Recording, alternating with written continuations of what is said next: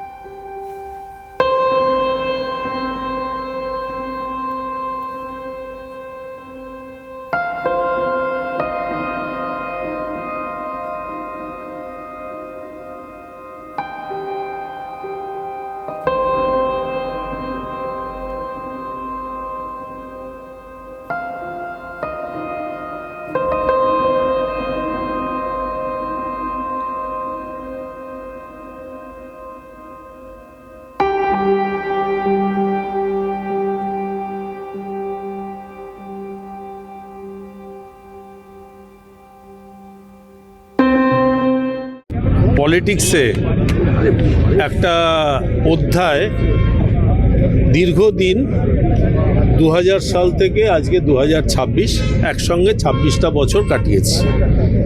মানে অনেক স্মৃতি আছে, মানে কি বলবো। আমি নানুরে হত্যা হয়েছে, মমতাদি রেল মিনিস্টার খবর দিয়েছে, আমি একটা মানে জাস্ট এইরকম জামা প্যান্টে আমায় গাড়িতে তুলে বললো চল এক্ষুনি নানুর যেতে হবে। বিধানসভায় এলাম, পুলকদা, দীপকদা এদের নিয়ে মুকুলদা বেরোলো। তাহলে আমার তো কিছু নেই, পরবো কি? বাড়ি গেলাম কাঁচরাপাড়া মুকুলদার, বৌদিকে বললাম একটা লুঙ্গি দাও আর একটু সেদ্ধ ভাত করে দাও, খাই। অনেক স্মৃতি আছে, মানে রেলমন্ত্রী।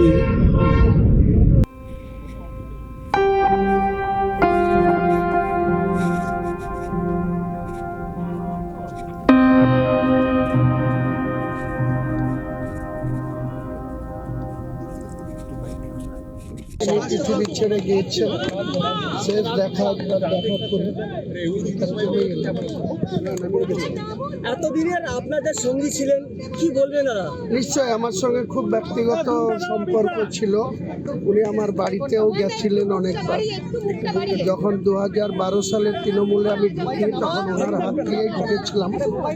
উনি আমার বাড়িতেও গিয়েছিলেন 2012-13 সালে।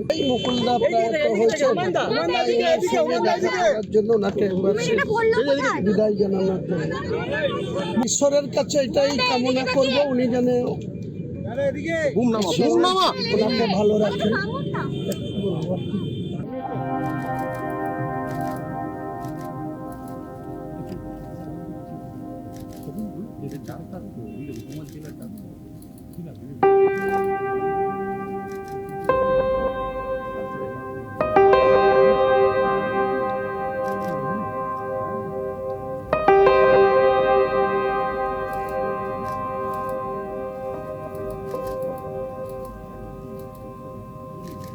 পুলিশের রিপোর্টের মধ্যে